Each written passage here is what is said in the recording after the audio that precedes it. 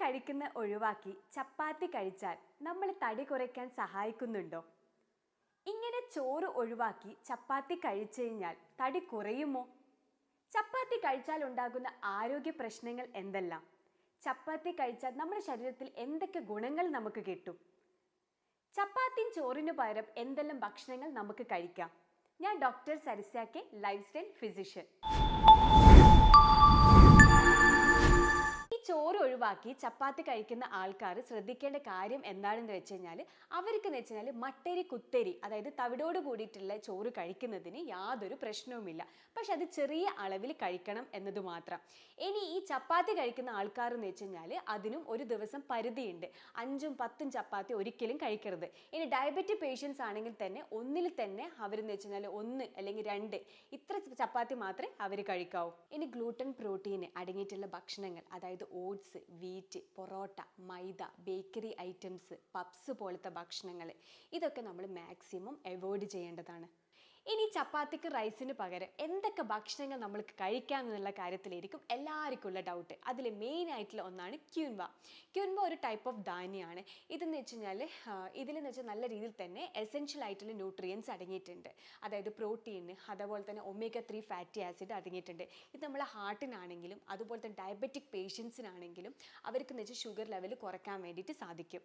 അതുപോലെ തന്നെ weight loss ആഗ്രഹിക്കുന്ന ആൾക്കാർക്കാണെങ്കിലും ഇത് നല്ല രീതിയിൽ തന്നെ ഉത്തമമാണ്. ഇനിയെന്ന് വെച്ച് കഴിഞ്ഞാൽ ഇതെന്ന് വെച്ച് കഴിഞ്ഞാൽ എങ്ങനെ ഉണ്ടാക്കാം? ഒന്നിക്ക് നമുക്ക് മുളപ്പിച്ചിട്ട് ഉണ്ടാക്കാം, അല്ലെങ്കിൽ നമുക്ക് സലാഡ്സ് പോലെ ഉണ്ടാക്കാം. അതുപോലെ തന്നെ സൈഡ് ഡിഷ് ആയിട്ട് നമുക്ക് കഴിക്കാം. രണ്ടാമത് നമുക്ക് കഴിക്കാൻ പറ്റുന്നതാണ് സ്മൂത്തീസ്. സ്മൂത്തീസിൽ നമുക്ക് നല്ല രീതിയിൽ തന്നെ ഫ്ലേവർ കിട്ടാൻ വേണ്ടിയിട്ട് നമുക്ക് ഡേറ്റ് ഷുഗർ അതുപോലെ തന്നെ ഹണി നമുക്ക് ആഡ് ചെയ്യാം. അതുപോലെ തന്നെ മൂന്നാമത് നമുക്ക് കഴിക്കാൻ പറ്റുന്നതാണ് sweet potato. Sweet potato calorie കുറവുമാണ്, നല്ല അളവിൽ തന്നെ വൈറ്റമിൻസും ന്യൂട്രിയൻസ് അതുപോലെ തന്നെ കോംപ്ലക്സ് കാർബൺസ് ആണ് അടങ്ങിയിട്ടുള്ളത്.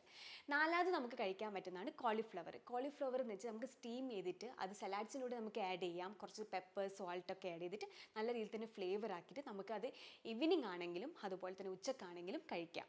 പിന്നെ നമുക്ക് അഞ്ചാമത് കഴിക്കാൻ പറ്റുന്നത് ഒന്നാണ് ഓട്സ്. ഓട്സ് നമുക്ക് ഇതുപോലെ തന്നെ ഉപ്മാവായിട്ടും അതുപോലെ തന്നെ നമുക്ക് ഉച്ചക്കാണെങ്കിൽ രാത്രിയാണെങ്കിലും നമുക്ക് കഴിക്കാം. ആറാമത് നമുക്ക് കഴിക്കാൻ പറ്റുന്നതാണ് പയർ അല്ലെങ്കിൽ പയർ ഉൽപ്പന്നങ്ങൾ. അത് ഇതുപോലെ തന്നെ നമുക്ക് മുളപ്പിച്ചിട്ട് വേണ്ടിക്ക് കഴിക്കാം. അതുപോലെ തന്നെ സലാഡ്സ് ആയിട്ടും നമുക്ക് കഴിക്കാം. ഏഴാമത് നമുക്ക് കഴിക്കാൻ പറ്റുന്നതാണ് മില്ലറ്റ്സ്. മില്ലറ്റ്സ് ഇത് തന്നെ നല്ല അളവിൽ തന്നെ ഫൈബർ കണ്ടന്റ് കൂടുതലാണ്. ഇത് നമുക്ക് ഇതുപോലെ തന്നെ നമുക്ക് കഴിക്കുന്നതിന് യാതൊരു പ്രശ്നവുമില്ല. ഇനി എട്ടാമത് നമുക്ക് കഴിക്കാം ഈ പുഡിങ്, അതായത് സീഡ്സ് കൊണ്ടുള്ള പുഡിങ് നമുക്ക് കഴിക്കാം. അതായത് കുറച്ച് പാല് നമുക്ക് ആഡ് ചെയ്തിട്ട് അതിലോട്ടേക്ക് നമുക്ക് ഇതുപോലത്തെ chia seeds, flax seeds, sunflower seeds, pumpkin seeds ഇതൊക്കെ ആഡ് ചെയ്തിട്ട് അതിൻ്റെ കൂടെ കുറച്ച് ബെറീസ് ഒക്കെ ആഡ് ചെയ്തിട്ട് നമുക്ക് നല്ല രീതിയിൽ തന്നെ ഫ്ലേവറിന് വേണ്ടിയിട്ട് നമുക്ക് കുറച്ച് സിനാമൺ പൗഡറും അതുപോലെ തന്നെ നമുക്ക് ഹണി അല്ലെങ്കിൽ ഡേറ്റ് ഷുഗർ ആഡ് ചെയ്തിട്ട് നമുക്ക് നല്ല രീതിയിൽ ഒരു പുഡിംഗ് ആയിട്ട് നമുക്ക് കഴിക്കാം. ഇനി ഈ വെയിറ്റ് ലോസിന് ആഗ്രഹിക്കുന്ന ആൾക്കാർ ഈ ചപ്പാത്തിയും റൈസും കഴിക്കുമ്പോൾ ഈ പറയുന്ന കാര്യങ്ങളൊക്കെ ശ്രദ്ധിക്കുക.